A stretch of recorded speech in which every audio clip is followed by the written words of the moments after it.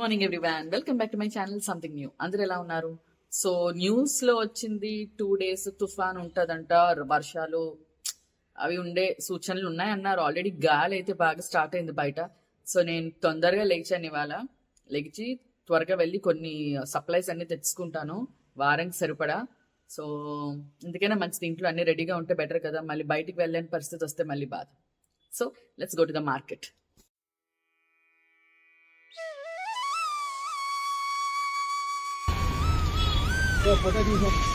ఎలా ఉన్నారు మీరు? ఇవాళ ఏ చేపలు వచ్చాయి చెప్పండి. బోట్లు వెళ్ళాయి కదా, ఫుల్ అయిపోయింది బాగా.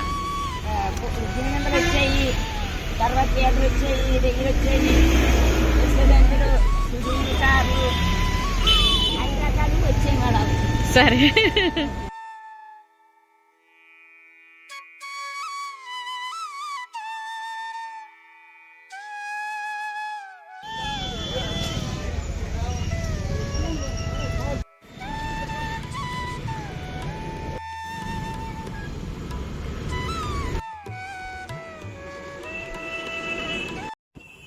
నేను ఇంటికి వచ్చేసరికి మా టీవీ ఇలా ఉంది, అది కిందన పడిపోయి ఉంది. నేను డ్రెస్ మార్చుకున్నా, ఇంటికి వచ్చేసరికి కిందన పడిపోయి ఉంది. So bad. This is my TV. నా కష్టంతో నేను కొనుక్కున్నాను ఈ TV. When me or my husband, మీ ఇద్దరం అన్ని సఫర్ అవుతున్నప్పుడు, ఎన్నో ప్రాబ్లమ్స్ చూసినప్పుడు ఈ టీవీ ఒక్కటే మాకు ఒక రిలీఫ్. ఒక మమ్మల్ని మేము ఇంకా ఇంత బాగా ఉన్నాము, చేంజ్ అవుతున్నాము, యూనో మెంటల్ పీస్ కోసం కోరుకుంటున్నాము. It's only because of this TV. At the end of the day, ఇంటికి వచ్చి రూమ్ లో కూర్చొని టీవీ చూసుకొని we used to spend time, we used to feel so de-stressed. But ఇప్పుడు టీవీ కూడా లేదు, అన్ని సామాన్లు నా మీద గివప్ చేసేసాయి. ఈవెన్ మై ఫేవరెట్, రోజు వెయిట్ చేసేదాన్ని ఎప్పుడెప్పుడు రూమ్లోకి వెళ్ళి ఎప్పుడెప్పుడు నా సీరియల్స్ అవి పెట్టుకొని చూద్దాం, ఎప్పుడెప్పుడు. నా టీవీ పోయింది. ఇంకా ఫీల్ సో బ్యాడ్.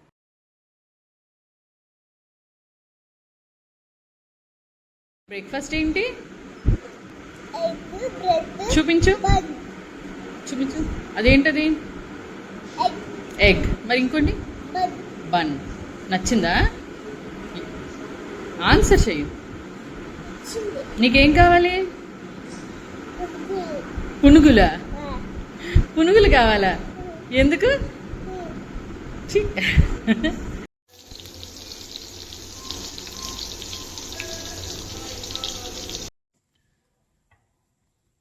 లంచ్ అయిపోయింది, షించు పడుకోవడం అయిపోయింది, ఇప్పుడు పవర్ కట్ అవుతుంది, అన్నీ అయిపోయి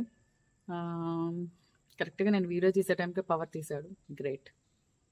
సో షించు లేవగానే అడగడం మొదలెట్టింది, మమ్మీ చలో let's go out, let's go out shopping అన్నది. షాపింగ్ ఇప్పుడేం చేస్తాను షాపింగ్ అని చెప్పి, సరే ఏం చేయాలి నాకు అర్థం కాలేదు. రోజు ఎక్కడికి వెళ్తాం?